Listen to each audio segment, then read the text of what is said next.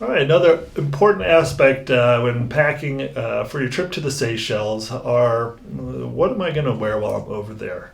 I'm pretty limited on the amount of weight that I can carry. I need some pretty crucial items to keep me out of the sun and keep me comfortable.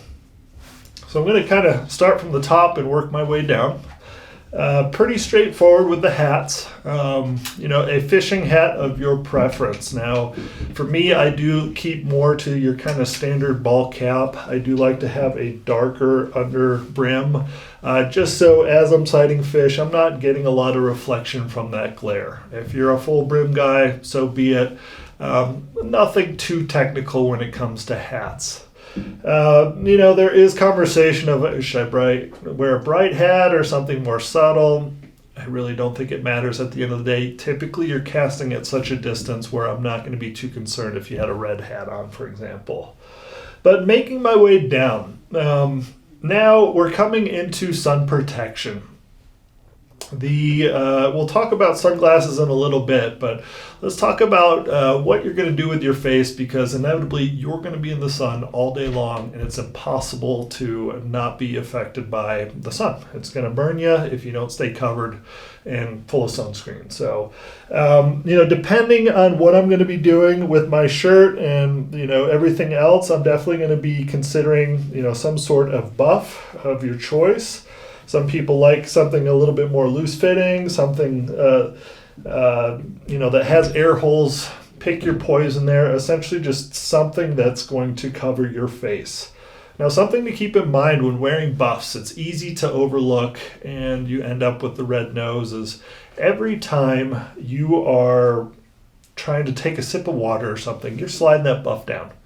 Well, every time you slide it down, now you've rubbed the sunscreen off your face and now you've got no protection. So really paying attention when I pull this buff off from my nose, I'm going to pull it away and then bring it down just so I can kind of keep that sunscreen up there. I want to show you a quick example too once we get to the button-up shirt, where I want to give you a little hack here. When talking about shirts, there's kind of two main shirts, if you will. Kind of your more traditional fishing shirt, that's going to be a button-up, some sort of SPF rating, some front pockets. Typically long sleeve is what we want to do. You really want to cover those arms. You will burn if you have short sleeve. And then you have your newer generation, or more popular now, Solar Flex. Kind of a looser fit, stretchable fabric. They do have an option of hoods. This is going to great protection for your neck and ears. We're seeing a lot of these for sure.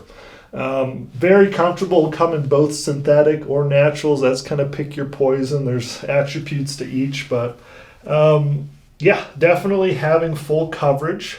I love hoods. It's going to keep you comfortable. Maybe if you slid your buff down or forgot it for the day, this is at least going to do something for you. Now, when talking about these shirts, well, they're maybe less popular on the flats anymore. I'm actually starting to adopt them a bit more in that I have a front pocket. I can slide my bonefish fly in there, or my leader, or something like that. Another quick little kind of fun thing I do too is with these button-up shirts, I can now hide my nippers. So they're not getting in my way as I'm casting. I can just pull these out, switch flies real quick, and tuck them away. Whereas with this system, you might not be able to. So anyway, that's with that. And then kind of your last piece. I don't know if you've worn a style shirt like this before, where you have this V-neck, and at the end of the day, you take your shirt off to go shower, and you've got this big red mark here. You forget to put sunscreen there or something. So something I do with my buff, and this is getting beyond the packing list stuff, but just a quick hack, is I'm actually going to unbutton my top button. I'm going to find my button, put my buff here, and then rebutton it. So now it is going to take away that little triangle and always kind of keep me protected. Anyway, that's just a quick tip there. If you're going to wear this style shirt, this little spot here can often get a sunburn, so that's my way of kind of eliminating that.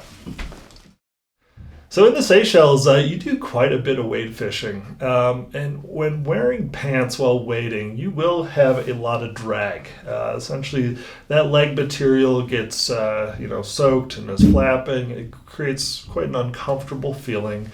While you can still wear them, we're seeing more and more anglers move away from them.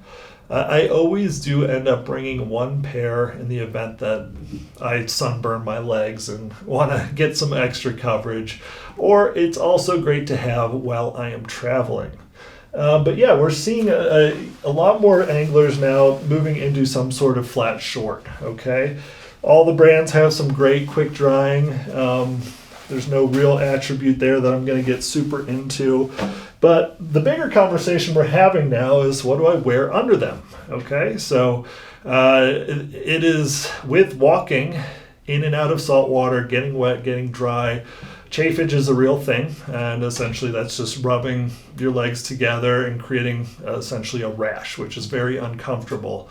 So a couple different ways to get around that, and we've seen a lot of people adopting it and loving it, is either a compression short, something you'd see like this, just very basic kind of like bike short, or, a full-size leg. Now, these you're going to see kind of cross over from the biking or exercise industry. I believe these are like a running short by Patagonia or pant by Patagonia. But essentially, that's going to create that nice prevention of chafage. It's also going to give you nice coverage from the sun, so if you didn't want to wear sunscreen. And a little bit of protection as well. As you're wading the flats, there are some little creepy crawlies like jellyfish or things like that can bump into you and be uncomfortable. So a good way to get around it. So I know it's different that, wearing some sort of tights, if you will, on the flats, but it has been a very nice kind of addition to the system. Beyond that, your performance wear is just overall packing for the Seychelles. Now, clothes in general, there is laundry service on most all these places, but you really want to keep it minimum because you're really not going to wear too much of it. So in general, I'm going to bring 1 or 2 collared shirts, pretty comfortable, light, cottony, and then a couple t-shirts for those days that I'm, just getting off the water and relaxing. And they're not going to take up much weight or space. Something else to consider too is when packing is using some sort of pod system. A lot of different bags that you buy out there come with smaller packs, or they have these, individual little parcels. Essentially separating your stuff in these so you stay organized in your checked bag. So like this might be just in this bag. But now this, once I've unloaded it, can turn into some sort of organization within my waterproof bag.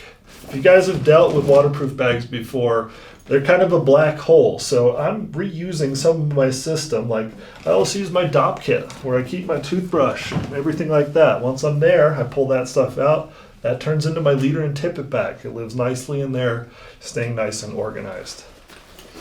The last piece, and kind of depends on the person, is going to be your hand protection. Some people can't stand fishing with gloves. Some people love them.